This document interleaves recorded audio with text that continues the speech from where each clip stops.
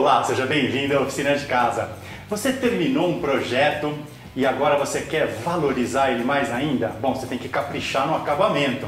Eu vou te dar dicas importantes para você deixar a peça com o acabamento perfeito. Então não sai daí!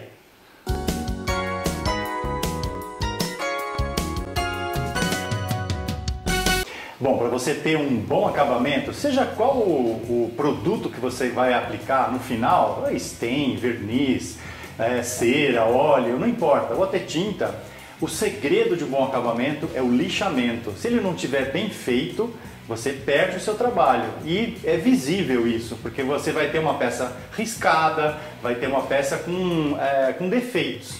Então eu vou te dar dicas hoje de como você realizar esse lixamento de uma forma bastante eficiente para que o seu acabamento, na hora que você aplicar realmente o produto, a peça cresça, a peça apareça.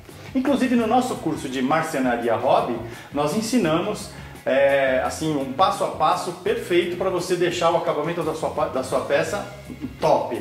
Então, se você tem vontade de ter a marcenaria como hobby, por exemplo, esse assunto é abordado nos nossos cursos. Então entra lá no nosso site para você conferir, oficinadecasa.com.br. Bom, lixamento é uma parte do acabamento chata, porque você vai estar envolvido com pó, né? Você vai ter que colocar um pouco de energia no que você está fazendo, então, mas não tem jeito, é um mal necessário. Então, mas explica que hora que eu mudo a lixa, que hora que eu tenho que aumentar os grãos da lixa. Então, você tem, digamos que você tem uma madeira toda riscada com riscos feitos pelo disco de corte. Então o que acontece? Para você ter um bom acabamento, você precisa eliminar esses riscos. Então você começa lixando com uma lixa grossa. Dependendo da situação, de repente até uma lixa 36, ou uma lixa 80, ou uma lixa 50, ou seja, são lixas que têm grãos grandes, né?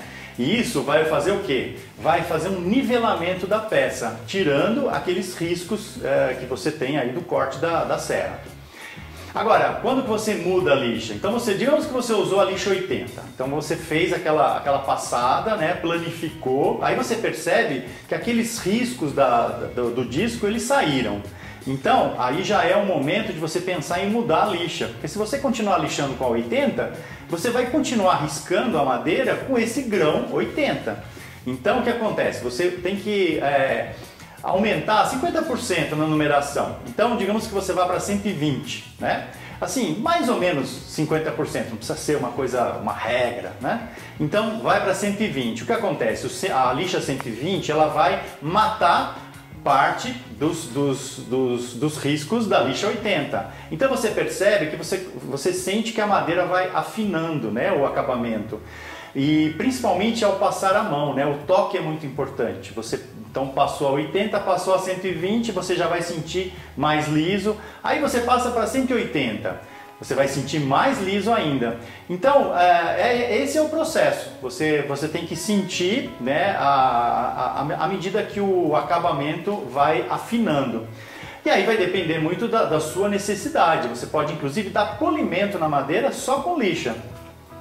Então eu paro na hora que eu achar que a superfície está lisa o suficiente. Exatamente, você tem que ter a percepção de olhar a superfície que você está lixando e perceber que a lixa que você está usando já não vai produzir mais efeito, ou seja, ela já, vamos dizer, produziu o efeito dentro daquele grão que ela tem. Então, Marco, o correto é você lixar no sentido do veio da madeira, mas e com a máquina elétrica, como é que funciona isso? Então, quando você está lixando manualmente, você tem vamos dizer, uma propulsão aí, né? É o seu braço que está fazendo a força. Então, se você lixa no sentido do veio. Se você lixar no outro sentido, certamente vai riscar a madeira. Ou seja, você vai fazer riscos transversais, né, aos veios. E isso vai ficar visível. Agora, essa questão, né? Aí a máquina, né? Por exemplo, a rotorbital, além de vibrar, ela gira, né? Então como é que faz? Você está fazendo movimentos circulares. Então, mas você quer comparar o movimento do seu braço, a força que você está pondo, com o movimento de uma máquina elétrica, não tem comparação, né? Então aqui a gente tem um movimento uniforme, inclusive a rotorbital é tida como a lixadeira de acabamento, justamente porque esse movimento de oscilação e giro faz com que a superfície vá ficando bem trabalhada. Então existe uma diferença, né? Inclusive quando você estiver usando a rotorbital vibra, né? Então também vá no sentido do veio da madeira. Mas é uma vibração que, se você olhar com lixas mais grossas, você vai ver os risquinhos, assim, os redondinhos, né? Quando vai afinando, aí esses risquinhos vão saindo. Então é o processo de lixamento. Por que o ideal não é usar a mão para lixar, Marcelo? Então, se você pegar uma folha de lixa, pegar aqui uma folha de lixa, dobrar em 4 e começar a lixar a sua superfície, o que vai estar em contato? Quais as partes da lixa que vão estar em contato com a madeira? As partes mais salientes da sua mão. Então assim, aqui a almofadinha da mão, as pontas dos dedos, né? Então o que acontece? Você não tem uma uniformidade de lixamento. E o que acontece? Dependendo do movimento que você faz, você acaba até e da peça que você está lixando, você acaba arredondando. Quando você tem, por exemplo, encaixes, né, que você corta lá com serrote japonês, faz aquele encaixe perfeito e que está pedindo algum tipo de lixamento, se você fizer com a mão, você vai arredondar o seu encaixe e isso vai dar aquela fresta, vai dar aquela irregularidade. Então o ideal é que você use o quê? Por exemplo, um taco. Esse aqui é um taco que tem 2 molas, né? Você pega uma folha de lixa, divide ela ao meio, de comprido, né? E você usa então dois pedaços de lixa aqui, né? Nesse taco. Esse daqui já é menor, olha. Então, você tem que ir achando aí qual a melhor solução para o momento que você está fazendo.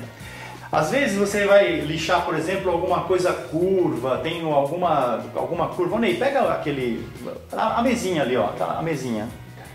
Por exemplo, essa mesinha aqui, porta-joia, né? Eu fiz essas pecinhas aqui bem com uma curva fechada.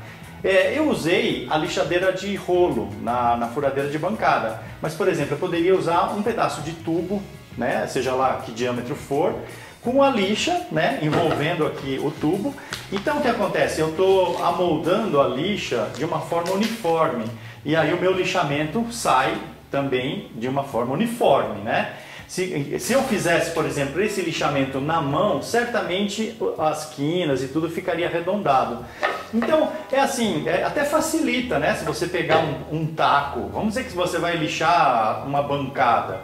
Com um taco, você tem uma superfície plana e aí você vai lá no sentido do veio. Agora, e a máquina? A mesma coisa. Por exemplo, a rotorbital usa lixas redondas, né? A mesma coisa em relação aos grãos, né? Você tem grão, por exemplo, aqui eu tenho grão 80, 120, 220 e 400. Então, se eu usar numa superfície de madeira essas 4 lixas, a 400 vai quase polir a madeira. Então, é um trabalho de acabamento muito legal. Você quer lixar uma superfície de madeira, vamos dizer essa parte da madeira, por exemplo. Então, cria um taco de lixa, olha, um pedacinho de compensado com uma lixa colada, e aí o que acontece? Se eu for lixar isso na mão, eu vou arredondar, não vai ficar perfeito. Com o taquinho, você até consegue deixar a superfície reta, olha, e vai. Então, assim, o processo de lixamento é muito importante você entender a sua necessidade e ver o que você vai usar para resolvê-la. Bom, eu sei que muita gente tem essa dificuldade, né, de entender o processo de lixamento, então eu espero que eu tenha sanado essas dúvidas para vocês. Se você tiver mais dúvida, deixa aí nos comentários desse vídeo que a gente acaba respondendo e tirando a sua dúvida, tá bom? Deixa aí seu like pra gente, se inscreva no nosso canal, passa lá no nosso site para olhar os nossos cursos de marcenaria hobby e a gente está te esperando do lado de cá. E um grande abraço!